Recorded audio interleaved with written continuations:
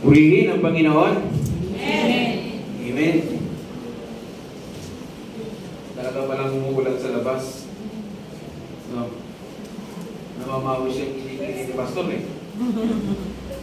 Pawis pa eh. No? So, hindi pawis ng pagbubuhay sa Panginoon.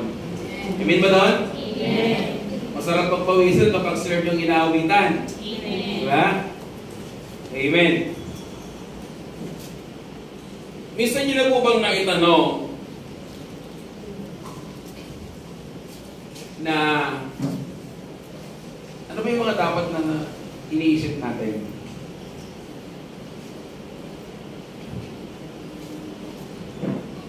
Wala kasing scanner, no? Na nababasa yung laman ng isip. No? Siguro kung mayroong ganong scanner, halo-halo siguro yung laman ng kaisipan natin ngayon. Tama ba? Yung iba, iniisip na kung anong uulamin mamay tanghali, hindi pa tapos mag-sermon si Pastor. Ha? Iniisip, paano kaya ako uuwi mamaya after service na ulan? Tama? Iba, paano kaya, no? Paano ko makakabayad sa mga kay Judith? No? Si Judith po yung monthly na dumarating na ayuda. Ayudang babayarin. No? So anyway, ang gusto ko pong i-share ay matatagpuan sa Philippians chapter 4, 8 hanggang 9. Sino po nagsulat? Para saan? Para kanino? So, obvious naman siguro, no? Na mga taga-Filipos, no? Yung mga early Christians way back noon. So, dito po sa wikang Tagalog, sabi po ni Apostol Pablo sa kanyang sulat, sabi po rito, bilang pagtatapos, mga kapatid, no? And obviously, sino po yung sinusulatan niya? Sino po ulit? Believers. Mga taga? Filipos. No? Gusto ko pong himayin natin, no? Para alam natin. No? Bilang pagkatapos, mga kapatid, lagi niyong isang isip. No? Sabi niya, no? Ito yung kanyang charge sa kanila. Lagi niyong isang isip ang mga bagay na, ano daw? Karapat-dapat, kapuri-puri, at mga bagay na totoo. Marangal, matuwid, malinis, kaibig-ibig, at mga kagalang-galang. 9. Isagawa ninyo ang lahat ng inyong natutunan. General na siguro, no? Hindi na siya isa-isahin pa. No? At tinanggap, narinig at nakita sa akin. Sa gayon, sabi po ni Apostle Paul, ano daw? Sa inyong Diyos na nagbibigay ng kapayapaan. No? Sabi po ni Martin Luther, sino po nakakilala kay Martin Luther? Kilala niya po, no? Pero hindi niyo na-meet. Siyempre, hindi niyo na-meet. No? So si Martin Luther po, bagamat sabi niya,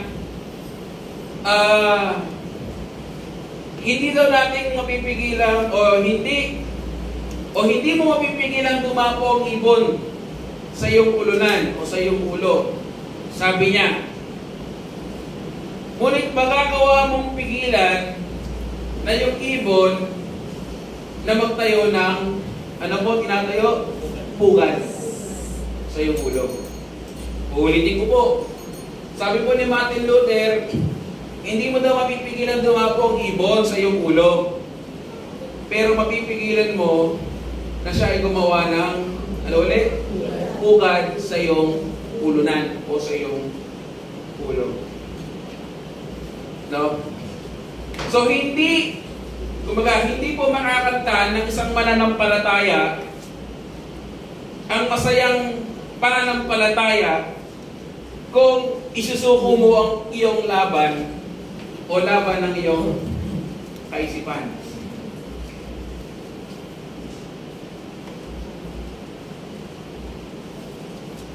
So it's all about the minds. Saan ba tayo natake? Ng kaaway, ng diablo. Saan? Isip. Di ba? Gumawa ka ng ganyan. Gumawa ka nito. Di ba? Sa isip ka atakihin.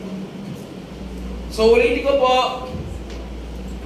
hindi makakanta ng isang mananampalataya. Ang isang masayang pananampalataya, syempre, relasyon na rin sa Panginoon kung isusuko daw natin yung laban ng ating kaisipan. No? Na kung saan ay pwede magdulot ng kasamaan, kasinungalingan, mga immorality, no, yung mga panlililang, at kung ano-ano pa mga negatibong gawain. Hindi ko na siguro mapag-isa-isa. No? Na kung saan, pwedeng, balikan ko yung sinabi ni Martin Luther, na bumuo ng pugad sa iyong ulo. Kaya,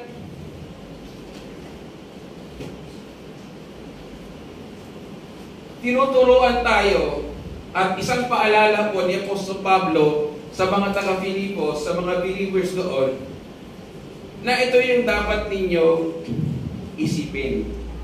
Kaya ngayon pong sa umagang ito, ang gusto ko pong i-share is all about, sige po, pakibasa. Ano dapat nasa Ano ba? Ano po ba yung dapat na nasa ating kaisipan? Ano ba yung mga dapat natin iniisip bilang mananampalataya? So ano ba yung mga biblical na katuruan ang sinabi po dito ni Apostol Pablo na dapat nating isaisip? So una, sige sa next na natin. Next slide. Ano po? tawag na pag-iisipan ang mga bagay na ito.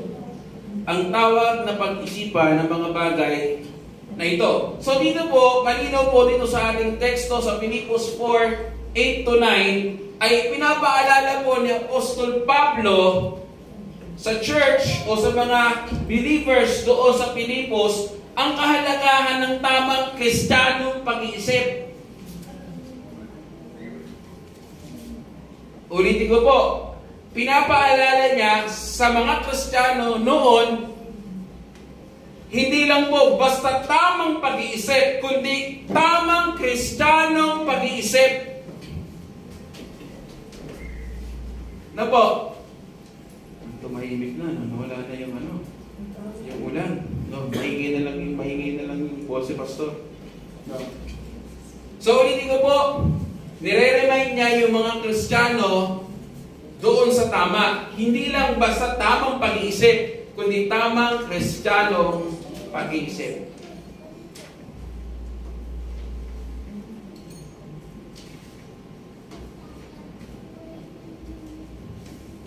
Ang ating isipan po ay isang malagang larangan sa laban. Kung tama ka mag-isip, mananalo ka. Kung meron kang tamang Kristiyanong pag-isip, higit siguradong mananalo ka. Pero kung polluted ang iyong kaisipan sa mga bagay na hindi ka lugod-lugod sa Panginoon, anong i-expect mo?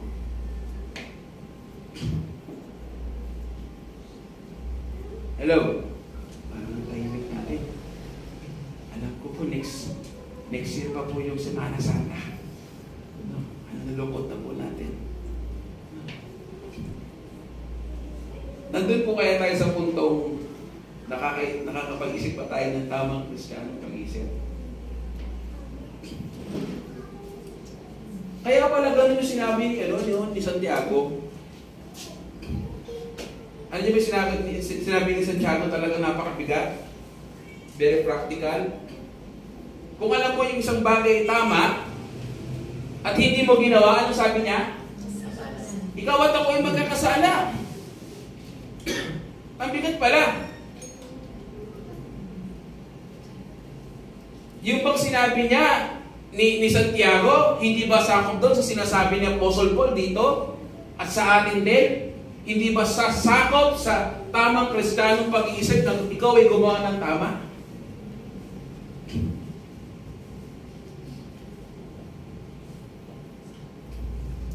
Tayo lang po nakakalam yan kung gaano ng karaming tama ang ginawa natin laban sa maling ginawa natin.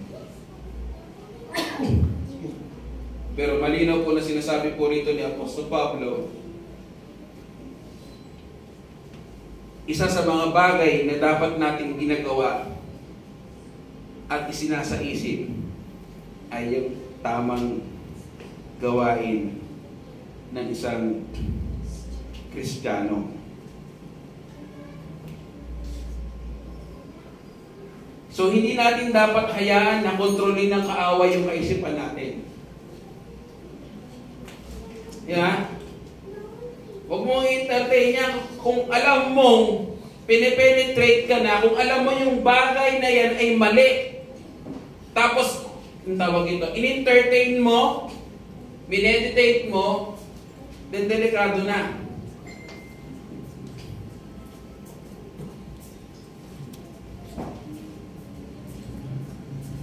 Kaya nga sabi rin, di ba, ng Diyos kay Josue, di ba?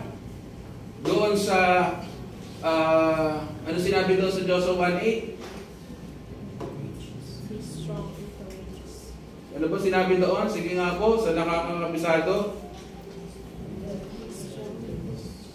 Sige nga po, pakipuklat nga po yan.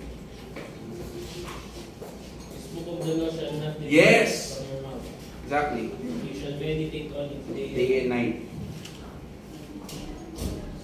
Dili-dili mo ang lak na ito. Araw at gabi. So yun yung dapat na pinapasok natin sa ating kaisipan. Yung salita ng Panginoon na kung saan dumating man yung atake ng kaaway, hindi tayo basta-basta mape-penetrate. Hindi yan basta-basta mag-process sa isip mo. Or, kumbaga, ma-action mo agad. Dapat doon pa lang, dahil ito yung sinasabi ng salita ng Panginoon, ito yung tama, pag sa isip mo pa lang, inahadlangan mo na, nire-review mo na. Kaya lang ang nangyayari madalas sa atin, we entertain. Di ba? Normal na nangyayari sa atin, at alam ko lahat tayo rito ay guilty. Pag araw ng gaway, nakakatamad. Nakakatamad pumunta ng church.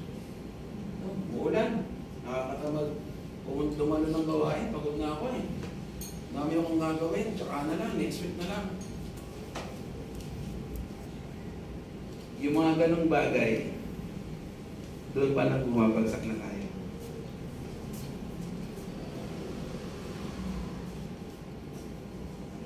Nabasa niyo ba yung sinend ko kanina sa GC? Nabasa niyo po ba? Sa Hebrews? Diba?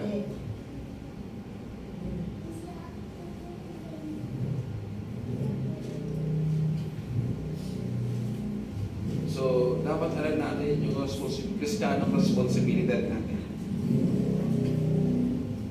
bilang isang mananampalataya. Dahil kung dyan pa lang, wala na tayong tamang kaisipan bilang isang Kristiyano, ay hindi ko po alam anong pwede mangyari sa atin.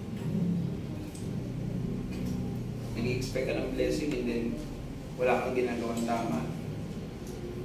Baka mag-bless sa'yo si Satan. Hindi si Lord.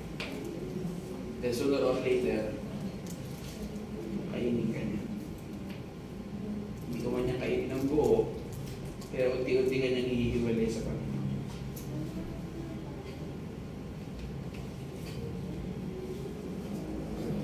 Diba? Ang daming Kristiyano, ang daming testimonies.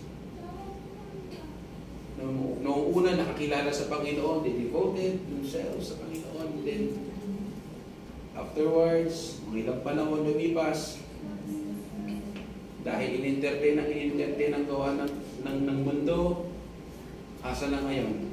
Wala na sa church. Nasa kung saan-saan na lang. Diba? So, we are not here to judge, nor to condemn. Si Lord lang may kakayahan at at may authority magmusga, mag-judge sa mga actions natin. Pero salamat sa Diyos kasi pinapaalalahanan tayo na panumbalikin yung ating kaisipan, yung ating direksyon sa pamamagitan ng salita ng Panginoon. So, itong sinasabi po ni Apostle Paul ay hindi lang po ito basta minumungkahi. No?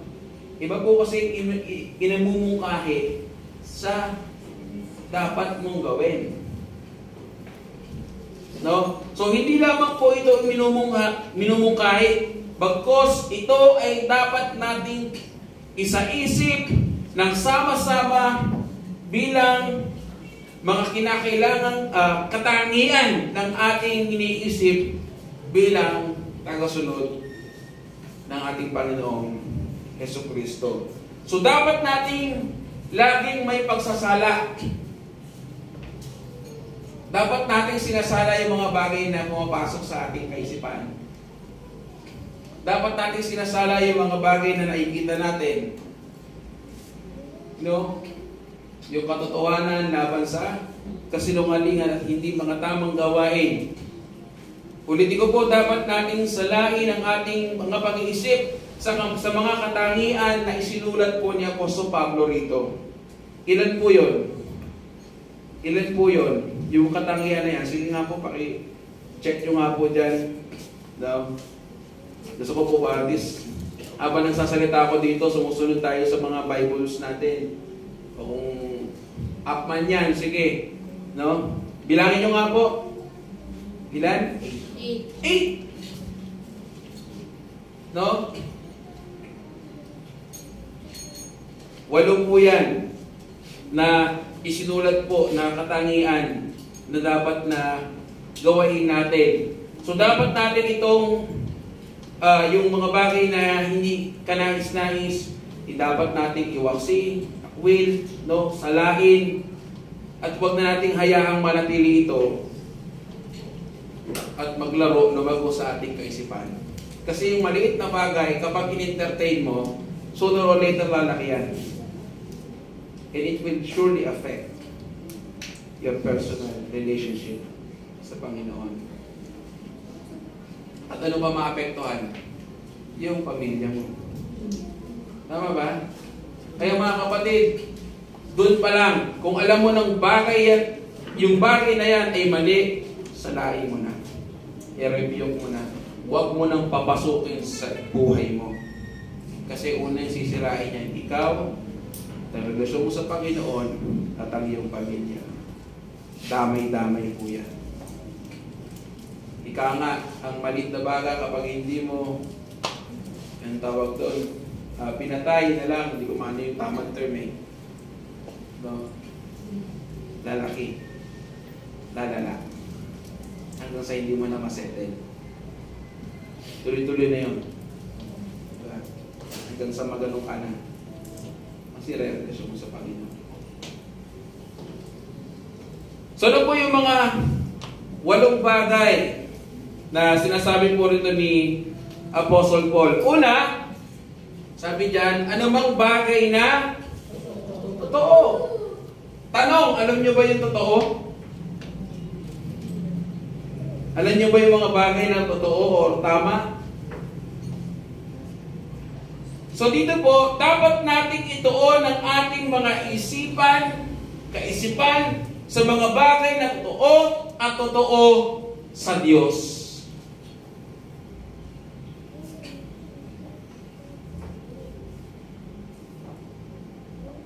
Sa isang mundong puno ng kasinungalingan, karumihan, kasalanan, dapat tayong magtuon o ituon ang ating kaisipan, ang ating buhay sa katotohanan, hindi sa kasinungalingan. Kaya nga sinabi sa Hebrews, di ba?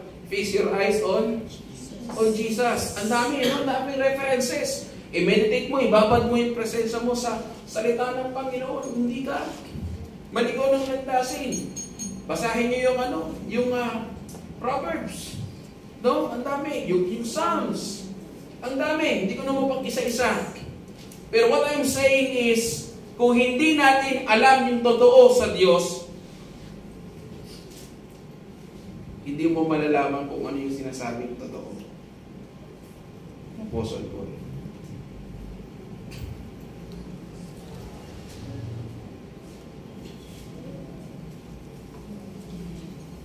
Ang kaaway ganito. Ganito siya umatake. Si Satan ba, sasabihin niya yung isang bagay na mali? Tama, mali. Sasabihin niya ba kapag ginawa mo yan, ayan, sige gawin mo. Sooner or later, akin ka na. Hindi. Ipapakita niya yung isang bagay na mali na maganda para ikaw at ako'y matukso. Tama? So kapag kinagat mo yung kain niya, tuwan-tuwa na yan siya.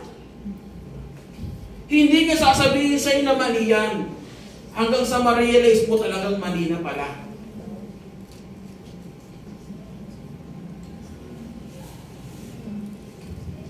Pero ang Lord,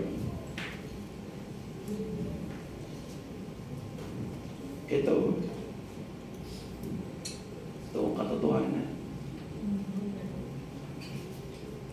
Kaya na nangyayari sa atin, kahit alam na natin mali, pilit pa rin natin ino-ultra. Yun tama. Kasi yun yung nakapagsasatisfy eh. Yun yung comfort zone natin eh. Diba?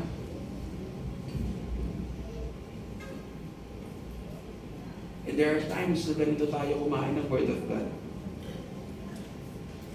Pili. Inaalis mo, ginigilid mo yung mga for you na hindi ka tanggap-tanggap at nasasaktan ka. Hello? Ang salita ng Diyos ay magkabilang? Ano po? Talil. Hindi lahat ng mapapakinggan mo, mababasa mo, baka pag lagi nila makakapag-afflict sa'yo. May mga panahon talaga na may maririnig ka, mababasa ka sa post, sa wall, etc. na, aray,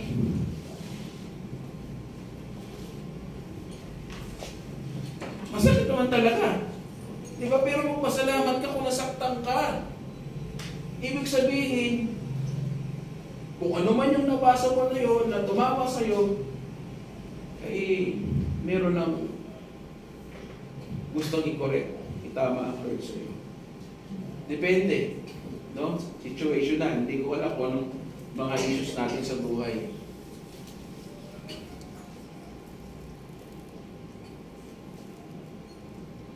Pero hindi intensyon ng Panginoon na tayo saktan. Ang nais niya tayo ay itama sa mga linggawain natin. Though talaga namang masakit ang kanyang mga salita, dito, no, babasahin natin na direktsahan, yung iba, hindi ko na mapag-isa-isa, pero mahal tayo ng Panginoon. No? Yung mga bagay na ginagawa natin, naririnig natin, pagpapalit sa atin, yun yung part ng pagdidisiplina niya. Kasi ayaw niyang mapaliwala yung buhay natin. So, kung tatanungin po natin yung ating sarili, mga kapatid, baka naman masyado natin inuubos yung ating oras sa kaiisip sa mga bagay na hindi ka naguluhan. O katotohanan, o mga kasinungalingan. Ano po ba sinabi po sa Juan?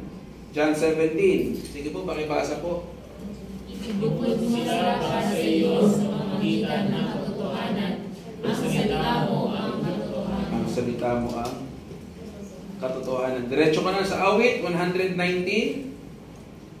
Ang buhay ng utos ay bagay sa katotohanan. Ang lahat ng tutulong mo ay tawang walang katapusan. Katotohanan ng nais ng Panginoon. Hindi ka sinungaling. At isa po yan sa mga bagay na dapat pinapractice natin. na-exercise natin sa ating kaisipan sa tulong at biyaya ng Panginoon. Sa tulong ng bayan ng Espiritu, katotohanan, hindi kasinungalingan.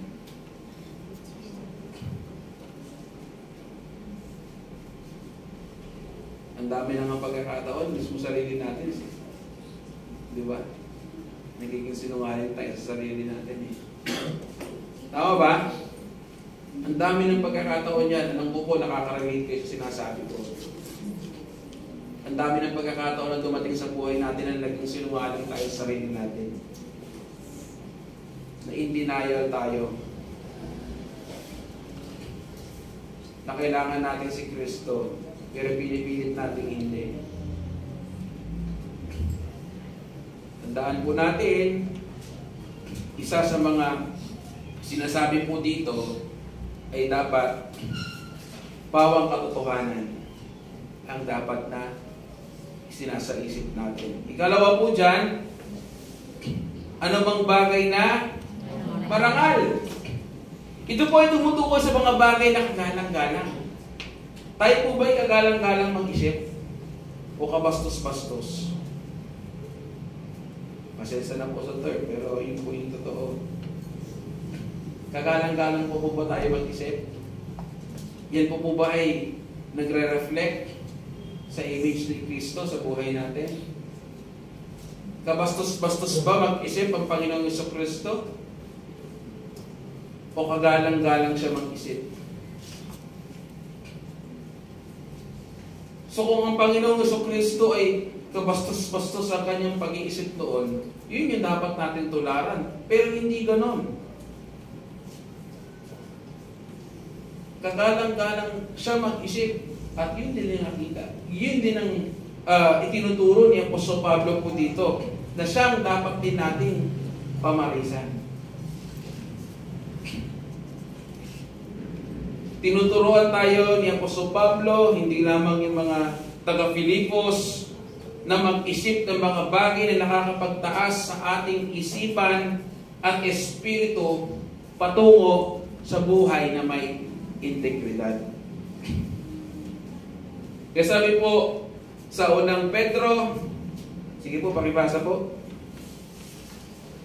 Mamuhay kayo ng maayos sa gitna ng mga hinggil upang kahit na maratangan nila kayo ng masama, makikita nila ang inyong kabutihan at magpupuri sila sa Diyos sa araw ng kanyang pagdating.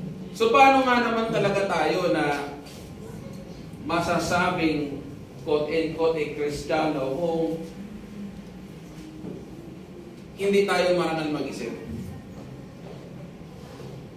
For example, napapalibutan ka ng mga hintil. Ano ba yung mga hintil? Lahi ng mga ano po? Ng ano po? Ano po? Sila po yung mga ano po? Lahi ng ano po yung hintil? Sila alam.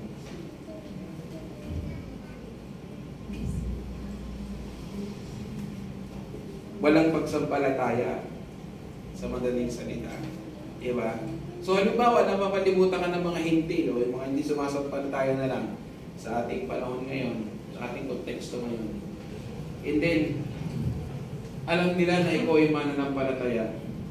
Then narinig ka nila na ganito mag-isip. Uy, alam mo, si ganito, pangit eh.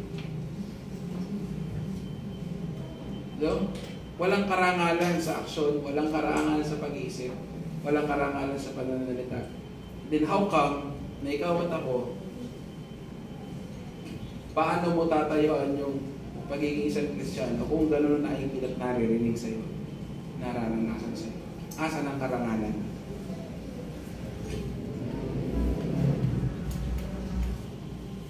So kung doon pa lang sa pag-iisip natin, sinasaksakan natin ang mga hindi mararangal na kaisipan, in general na lang yung ating kaisipan, anong i-expect mo? Marangal din yung magiging aksyon at pananalita at pag-iisip mo? Hindi. Kung panay kabastusan at kawalangyaan yung ini-entertain natin sa ating kaisipan, yun din yung exercise ng iyong katawan. Hello? Pero kung karangalan, ito, no? At hindi laban sa ibang tao o sabihin na natin sa katotohanan, and then sa tulong at biyaya ng Panginoon, ma-exercise natin yun. Then I am sure na kahit hindi mo na ipagsigawan pa, makikita ng mga tao sa paligid mo na yung kayo tunay na mananampalataya dahil nakikita ang karangalan sa iyo. Pag sinabi bang marangal na pamumuhay, yun ba iisibihin sa mayaman lang? Hindi po. Kung paano ka mabuhay, ano man ang estado mo, kung makita ka ng may marangal na pamumuhay, naway, ay papuri, no? Papuri sa Panginoon. Hindi ka na makapatagalin pa dyan. Ikatlo, anumang bagay na matuwid. Ito po, matuwid ba tayo mag-isip? O baluktot? Madalas nyo ba naririnig yung baluktot na kaisipan? Nasabihan na ba kayo ng gano'n? No, baluktot na mag-isip eh. No, dati ako, sabihan ako ng ganyan eh. Ng mga tropa ko no? Baluktot na mag-isip. Pag sinabi kasi gano'n, negatibo. Ang effect. No, depende sa konteksto. Pero dito po, sinasabi po rito ni Apostol Pablo sa mga taga-Pilipos sa atin din naman, na dapat tayo magtuon sa mga bagay na naaayon sa katarungan at katuwiran ng Diyos.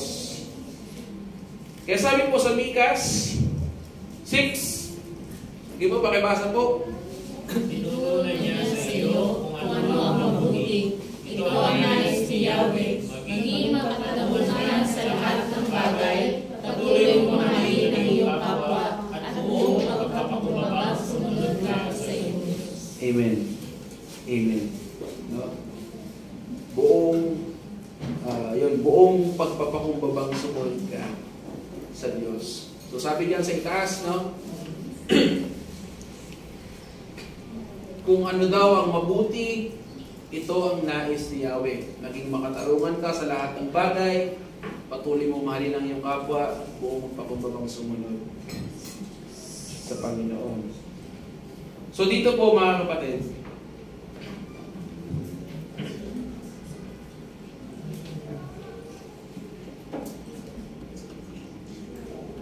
kung babalik ako po yung tanong ko kanina,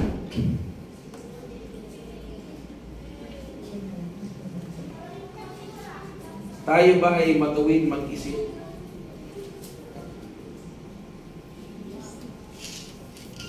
Ito ba ay makatarungan at hindi nanlalamang sa kapwa? Tayo mag-isip? Kung ganoon, salamat sa Panginoon. Pero kung hindi, it's about time for you to repent. Confess and repent. Hindi yan healthy bilang isang Kristiyano.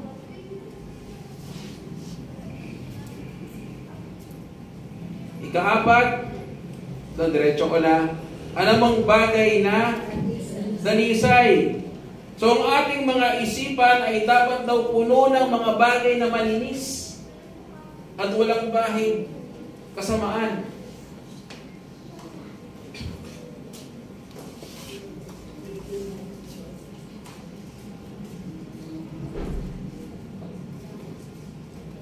Paano ba tayo mag-isip? Ito ba ay may kadalisayan o wala? So, paano kaya?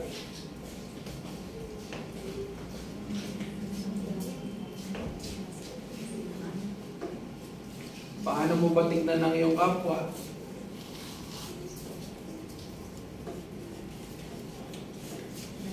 Paano ka ba baka mamaya masyado na tayo judgmental. Delikado. No? Pero ulitin ko po, ang sinasabi po sa atin dito ay dapat nating isipin o punuin yung ating kaisipan ng mga bagay na malinis at walang bahid na masama. In general na. Hindi mo dapat tinitignan ng iyong kapatid ng may masamang kaisipan. Ay, si ano? Wala, paanda attitude na. Hello? Ikaw ba maganda attitude mo? Nagano na yung mga pilosopo, no? Pero hindi. Bago mo tignan ng kamalian ng iba, maramdaman mo na sa iyong sarili. Yeah? Lahat tayo may kanya-kanyang kamalian. So, tignan muna natin yung ating sarili. Okay na magpaalala. Iba yung nagpapaalala sa nagre-review, sa nagko-correct, sa nanguhusga. Iba po yun. Diretso ka na. Ano bang bagay? Ay, pala. Sa awit 24, verse 4. Ano po sabi dyan? Tao malinis ang buhay at iyang isipan, hindi sumasamba sa mga Diyos-Diyosan, at hindi sumasamba ng kasinungalingan. Amen. Yung ikalima, ano bang bagay na kaibig-ibig? So dito po, ito po ay tumutukoy sa mga bagay na kanais-nais at magpapalago ng pag-ibig at pagkakaisa. Dapat po, ang Kristiyanong pag-iisip ay hindi po dapat pinagmumulan ng division. Anong issue sa 1 Corinthians? Division.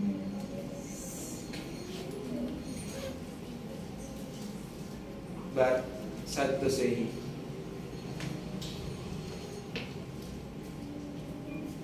sa isang konteksto ng church, hindi talaga mawawala yun. Meron at meron talaga na ang kaisipan ay gano'n. Bibili ka ba? Yung foreign ka. Hindi ka na mabilang. Hindi ka na mabilang yung ewan ko lang kung may isin na lang gano'n. May record na gano'n na ito yung bilang ng mga na-divided church. Hindi ko alam kung meron. Pero marami na.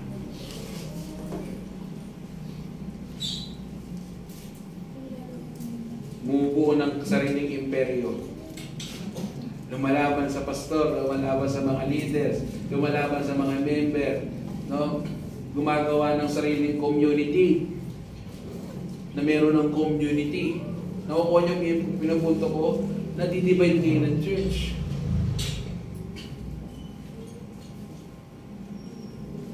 Pero hindi po yun ang itinuturo ng Panginoon sa atin. Ang itinuturo sa atin ng Panginoon, magkaisa, magmahalan. Hindi maghiwalayan bilang isang iglesia.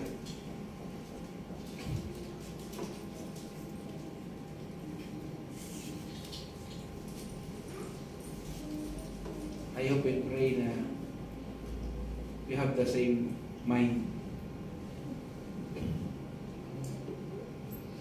at hindi mag-divide. Ang church dapat ay nag-multiply. Tama? Tama ba? Amen. Para hindi natin alam dapat nag-multiply, hindi nag-divide.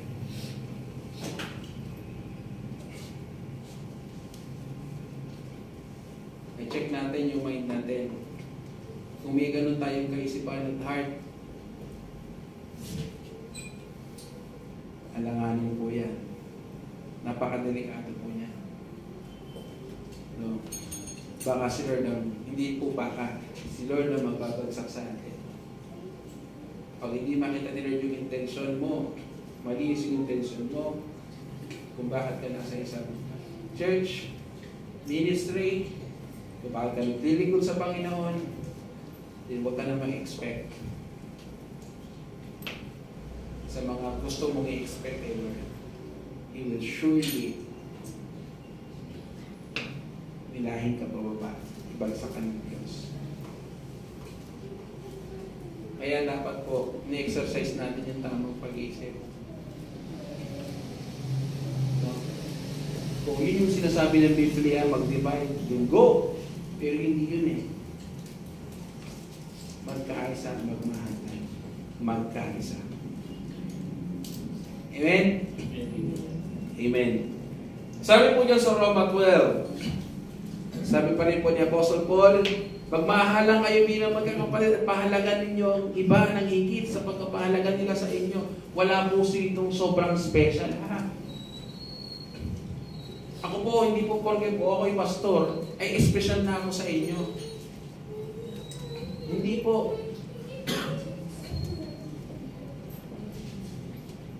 Huwag niyo po itratong parang pero na hindi ganon. Huwag hindi po. Kahit po ako'y pastor, lahat po tayo dito ay magkakapatid. No. Though, syempre, andun yung respect, pero don't treat me so much parang special na special. No, hindi po. No. Magmahalan tayo bilang magkakapatid. Tsaka higit sa lahat, ayun na pahalagahan ninyo ang iba ng higit ng pagpapahalaga nila sa inyo. Huwag mong isipin na dahil nasa ministry ka, special ka. Then, the rest will treat you a very important person. Kahit po kami mga pastor,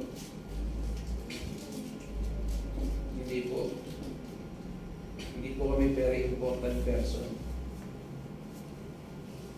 Hindi kami VIP sa church. Don't treat us VIP. Kami din ay lingkod lang din ng Panginoon. But treat us kung ano yung sinasabi sa Bible. Pero yung parang sobrang VIP, yung sinasabi ko na ibang parang VIP, sa hindi po. At kung po tayo dito ay sa paningin ng Panginoon ay pantay-pantay. No? Tama ba? No? Kaya wag ganon. Diretso ko na, no? Sumunod po dyan sa anumang bagay na kaibig-ibig ay anumang bagay na, sabi dyan, kapuri-puri. So dapat daw tayo mag-isip ng mga bagay na mabuti ang reputasyon, lalo na sa mata ng iba. Tayo po ba ay nakakapagbigay ng mabuting reputasyon? O hindi? Paano mo ba gustong ipakilala ang iyong sarili sa kapwa mo? Chismosa? Chismoso? Mayabang? Mapagkumbaba? May pananampalataya? Walang pananampalataya? Depende yan sa kung anong gusto mong makita sa'yo. Tama ba?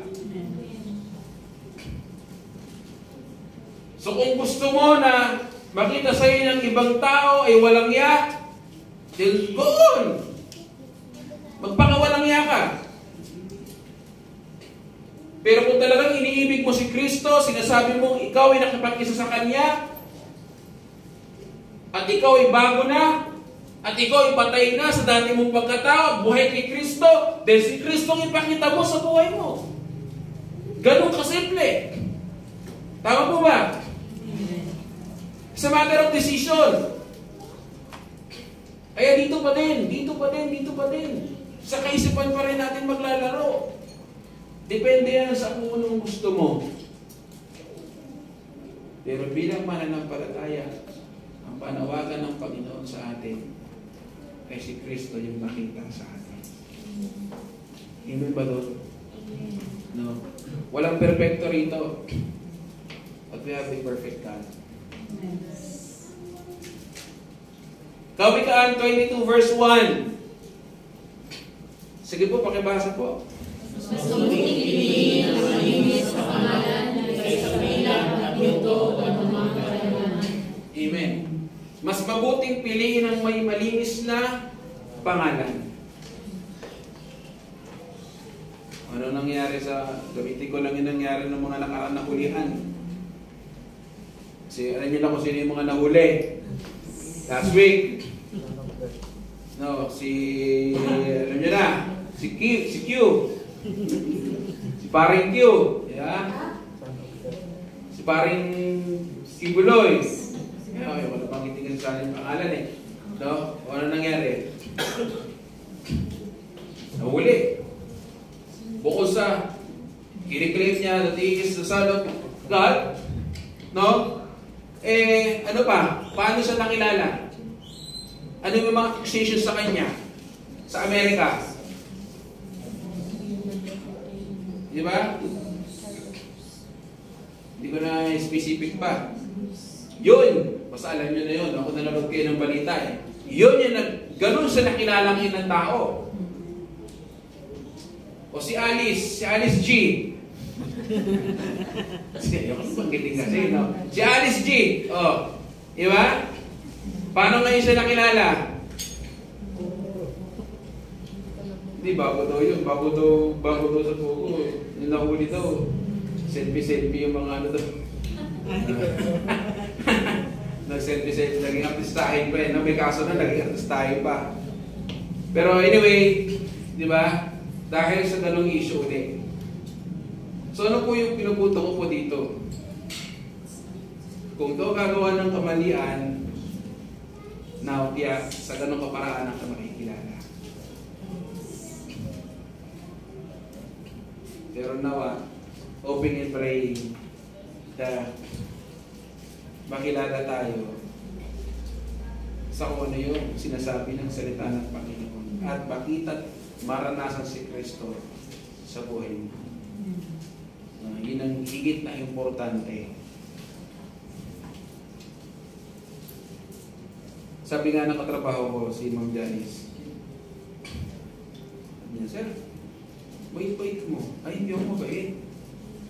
Hindi ako mabait, huwag mo akong sabihin mabait mo. Sabi ko, ginagawa ko lang ano yung dapat at tama. Kaya, ako ba doon? Ako ayoko sinasabihin ako mabait. Totoo lang. Ayoko na sinasabihin ako mabait. Sinusunod ko lang kung ano yung sinasabi ng salita ng Panginoon. Ginagawa ko ng tama. Kasi kung minsan di ba? Uy, ako bait naman ni brother, ni sister, gumaganto na, oh. Di ba? Gumaganto na, no? Tumatakas na yung lipad, eh. No, tuwan-tuwa tayo. Di ba? So, gawin lang natin.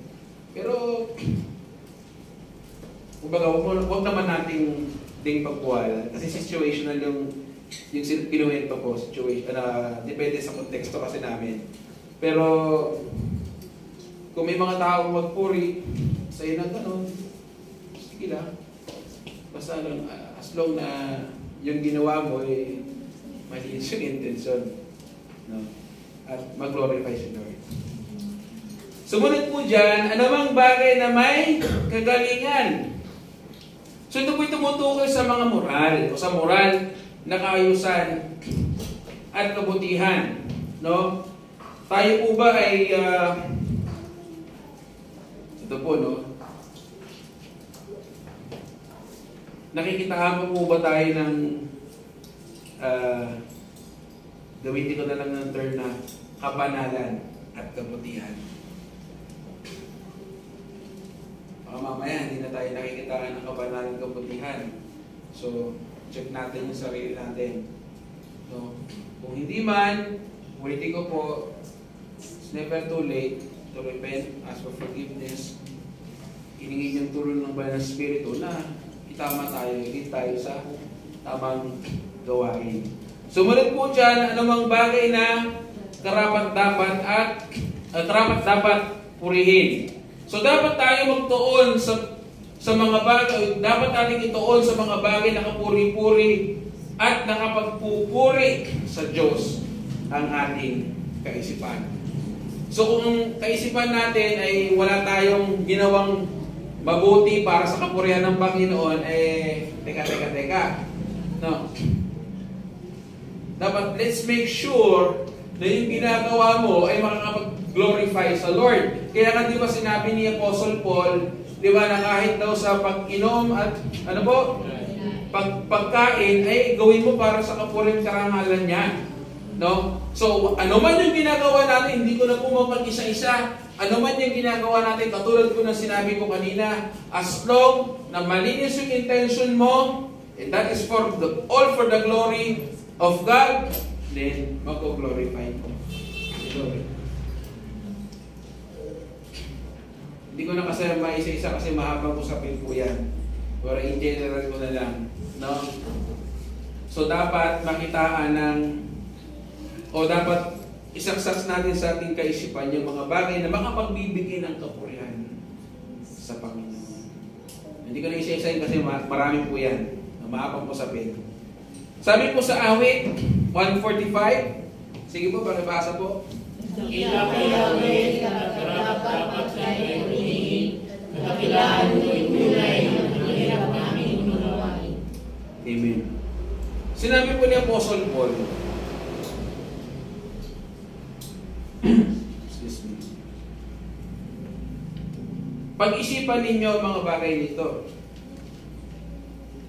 Ang buhay kristiyano po ay, siyempre po, bukod po sa siyempre sa salita ng Panginoon, ay nakasalalay rin sa ating kaisipan.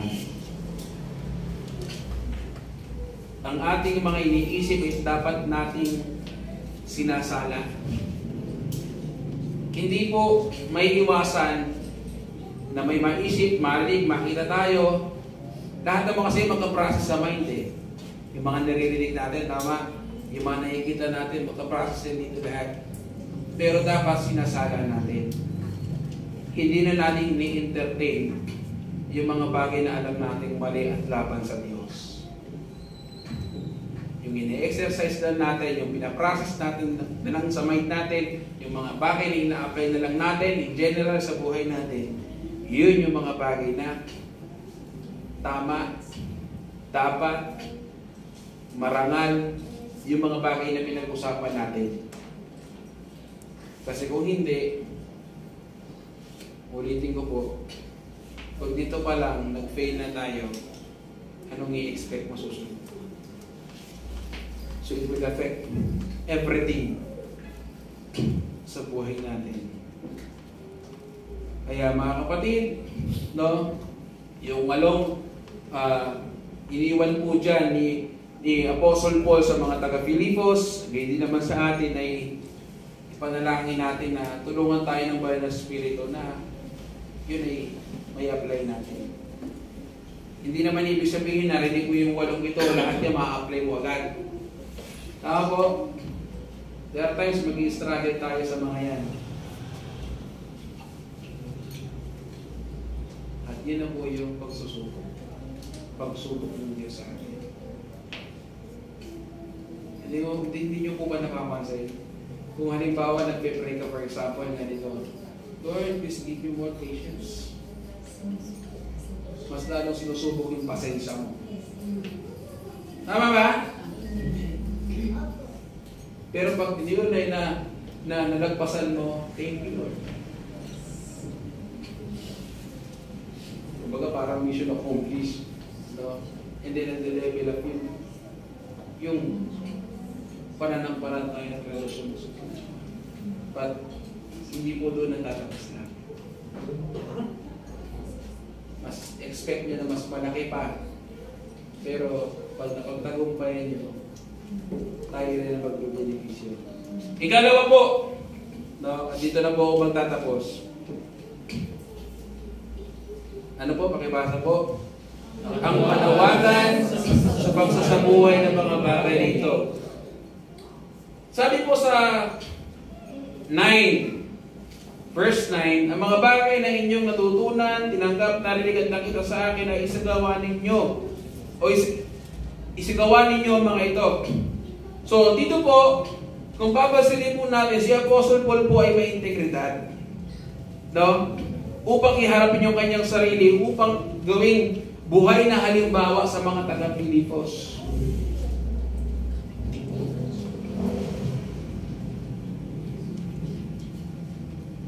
Tayo po kaya ngayon, kaya na po ba natin iharap yung sarili natin bilang buhay na halimbawa? Parang ganito, ano? Uy! Mag-attend ka ng church. Sunday. Tapos kayong wala. Naku, yun po yung napakasimpleng halimbawa.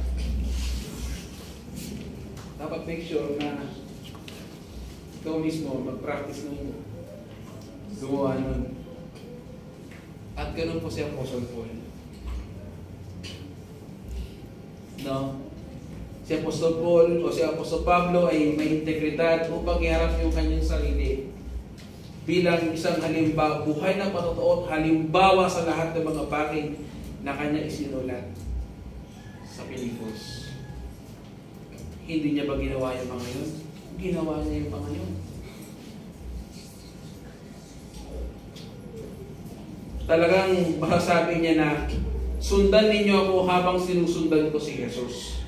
At ang Diyos ng kapayapaan ay isa sa inyo. Hindi ba din yung sabi niya, kung ginawa ng mga taga-Filipos ito, yung hamon, yung charge yung Apostle Paul sa kanila, hindi lamang nila mararanasan ang kapayapaan ng Diyos, kundi ang Diyos mismo ang kapayapaan.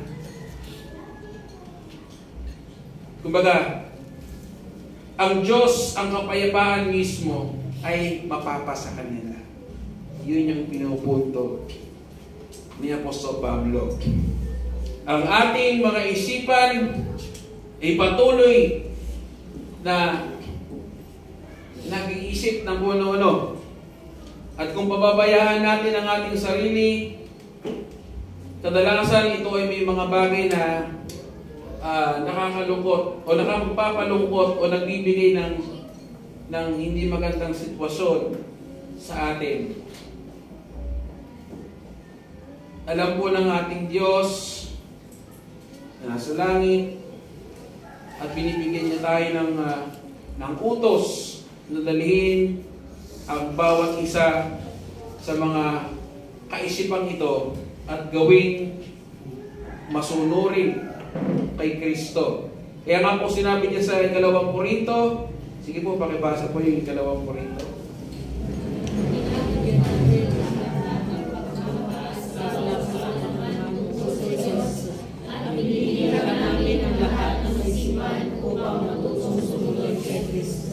Amen.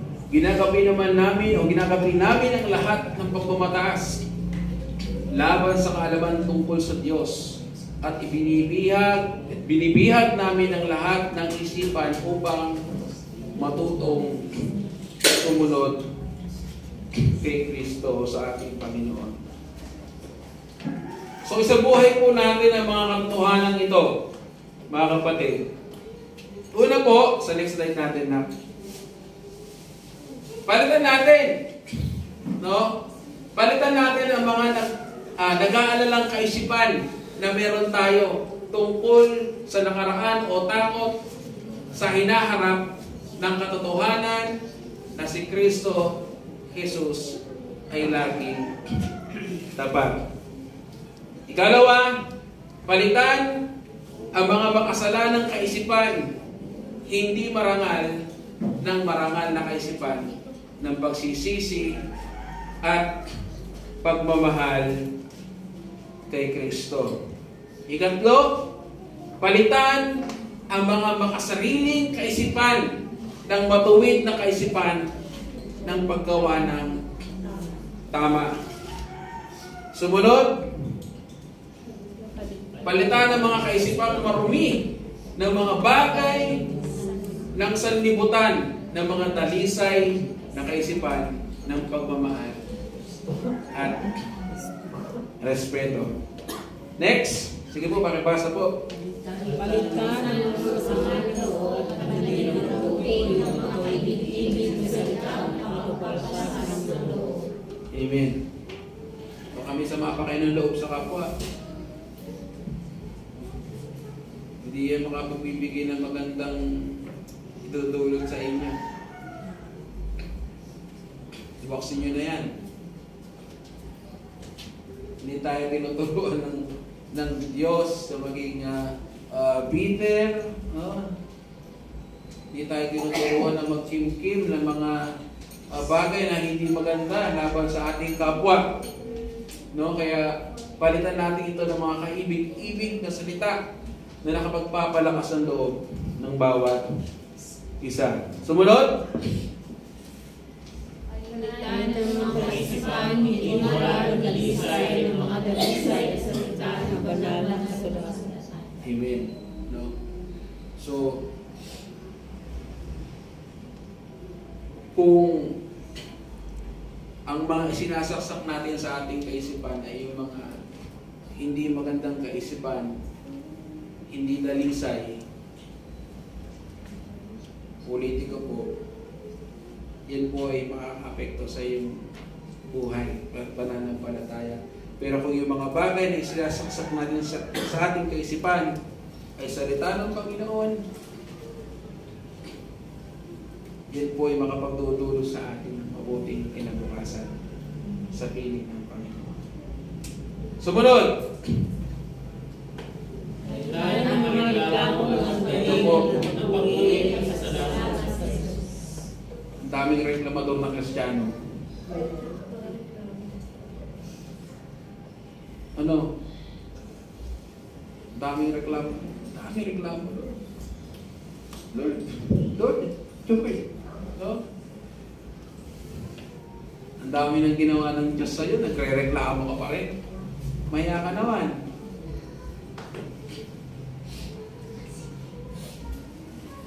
Ang dami mong reklamo sa buhay, paano na lang yung mga nandyan sa kalye, walang matirhan.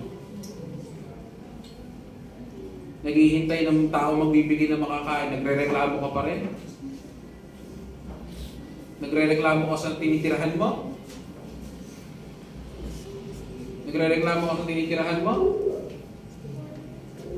Yung iba dyan, no?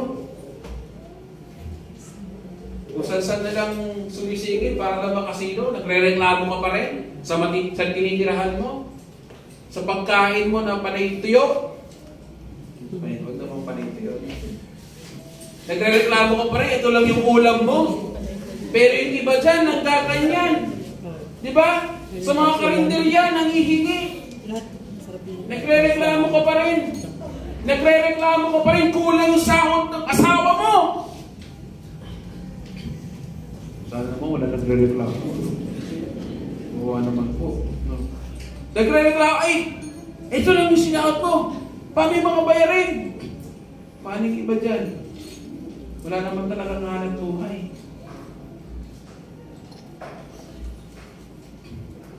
Kahapon nanonood ako ng yung Amerikano nag-vlog, pumunta ko sino yun eh. Kita ko lang doon sa Facebook. Pinanood ko na nakinews ako eh. Yung feature niya doon, yung mga kababayan natin naninirahan sa ilalim ng mga bridge.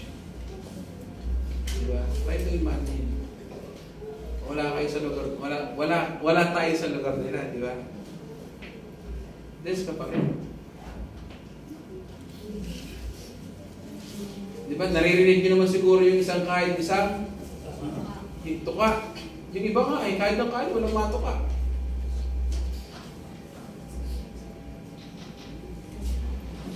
Totally iba, wala nang kayod, wala na rin tuka. Wala eh. Then, nagre-reklamo ka pa rin. Huwag na natin itulad yung ating sarili sa mga Israelita. Di ba, Brother Rob? Pag-uusapan natin yung buhay ng mga Israelites noon. Ilang beses sila nagko-complain. Yeah? Dineliver na sila ng Lord under sa power and authority ng Pharaoh, under the leadership ni Moses, then ni Joshua, and the rest. Pero nagre-reklamo pa rin sila. Hindi nila makita yung kabutihan ng Panginoon sa kanila. Hindi niyo po ba nakita yung kabutihan ng Panginoon sa inyo? Hello?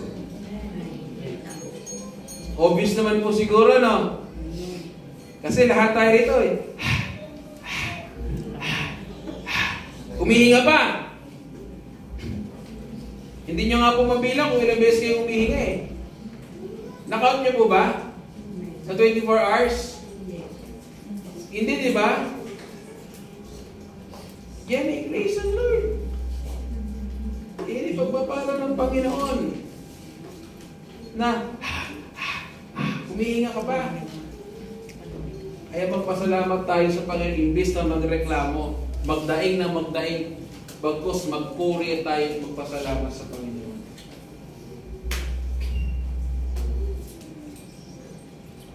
Alam niyo po, yung mga kabigatan na naranasan natin ngayon, gawin yung hamon sa buhay niya. Na Lord, hindi ako mananatiling ganito lang. Kasi kapag tinanggap kong hanggang dyan ka na lang talaga. Huwag mong tignan yung sarili mo, kapatid, na hanggang dyan ka na lang. Huwag mong ikahon yung kakayahan ng Lord na ikaw ay pagpalain, ikaw ay gamitin ng Lord, mightily, etc., etc., for His glory and honor. No.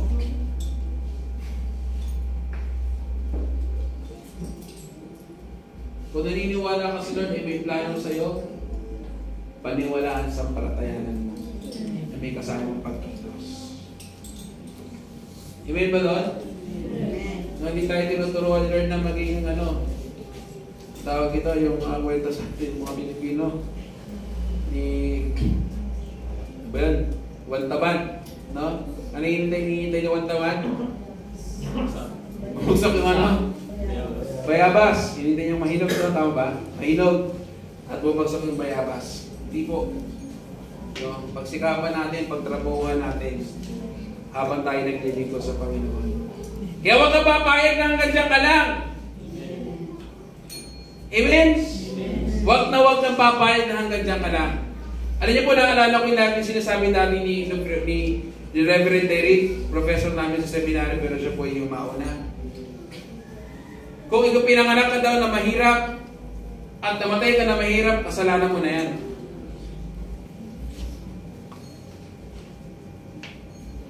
Sabi ko, yun, hindi ko unawaan. Ano kasalanan doon? Ano yung pagkukulang mo doon? Pagkukulang na hindi mo ginamit yung mga taon na ayusin ang buhay mo, una sa Panginoon at yung buhay mo. Amen? Amen.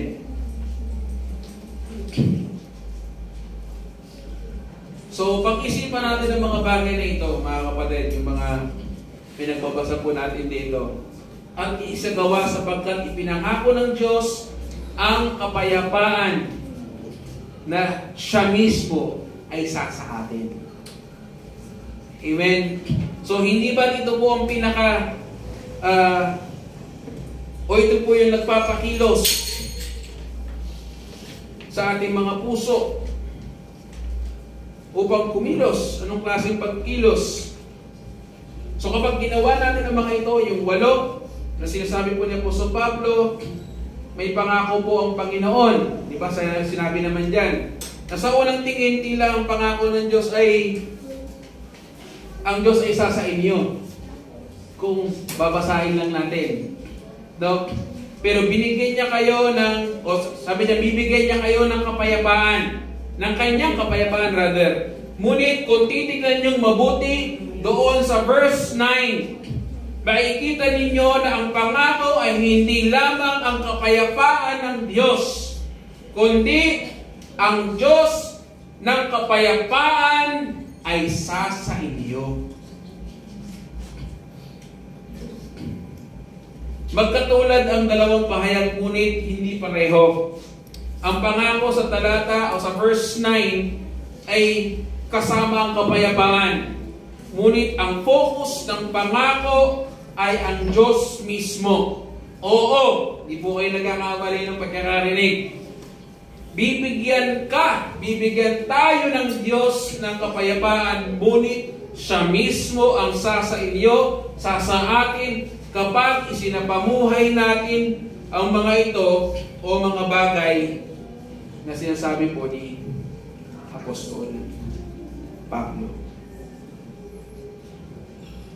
So kapag isinagawa natin ito, ipinapakita natin ang ating pananampalataya at pagtitiwala siyempre sa Panginoong Jesucristo na hindi tayo magkakaroon ng magkakaroon ng masaya at nagtatagal na pananampalataya kung susuko tayo sa laban ng sinasabi ko po kanina, laban ng isipan. Kung hahayaan natin na maghari ang gawa ng kaaway o yung mga bulong ng kaaway. So, tandaan naman natin ang pwedeng maitulot niyan ay lahat yan ay negatibo. Kalungkutan, hinanakit, mapait na pakiramdam, yung lahat, hindi ko na siguro pag-isa-isa pa. Pero kung yun yung mga bagay na yan i-exercise natin, yan po ay magbubunga sa ating pagdilingkod kay Kristo. Kaya tandaan natin, bagaman hindi tayo o hindi natin kontrolado, tulad po na sinasabi po ni Martin Luther, bagaman hindi natin kontrolado ang pagdapo ng ibon sa ating ulo, maaari naman natin itong pigilan na gumawa ng ugat sa pamamagitan ng salita ng Panginoon. Kaya mga kapatid, before I end this message, sa next slide na ay atihan, bantayan ng mabuti ang ating mga kaisipan. Kung paano niyo po binabantayan yung ating sarili, higit na dapat nating bantayan yung ating kaisipan. Maging maingat sa kung ano ang ating pinapasok sa ating kaisipan. Kaya hindi po lahat ng mga nakikita natin sa mga social media na nababasa natin ay makapag-benefit sa'yo. Dapat doon pa lang ay kung ano ba ba ito? Reels. Diba? Normally, pag hindi mo trip, ganto tayo, di ba? Pag trip mo, may like, pagpupuso mo pa. Pero, dapat maging mabusisi tayo maingat sa mga bagay pinanonood natin o yung mga bagay na sinasaksak natin sa ating isipan. Ikalawa, before I end this message, palitan ng mga negatibong kaisipan ng mga Diyos na kaisipan sa tulong at biyaya ng Panginoon. Hindi natin ito kaya gawin ng sarili natin. Hindi tayo ng tulong sa pamagitan ng banal na Espiritu.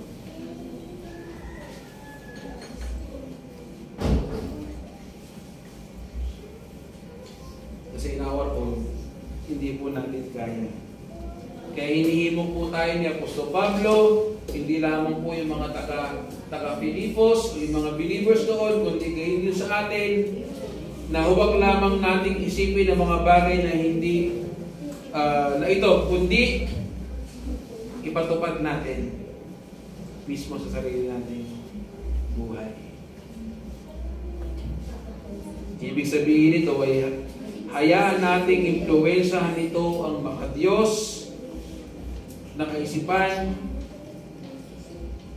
na ito po ay mag-affect sa ating kinikilos, sa ating iniisip, sa ating mga sinasalita, sa lahat-lahat sa ating buhay, pananampalataya. Yan. Nawa, no? Ang mensaheng ito ay maging malaking aral at hamon sa atin na mahalaga yung pagkakaroon ng tamang kristanong pag-iisip. Tulungan nawa tayo ng Panginoon. Tayo manalangin. Once again, Lord, salamat po sa umagang ito. Salamat po sa iyong mensahe. At tulungan nawa po kami, O Banal na Espiritu, kung paano po ito na proseso sa aming isipan, sa aming buhay. May apply ito at kami maging daluyan ng pagpapala at pagbabago. Salamat. Salamat po. At pagpalain mo po ang bawat isa. Salamat po. Ito po aming panalangin sa pangalan ni Jesus. Amen.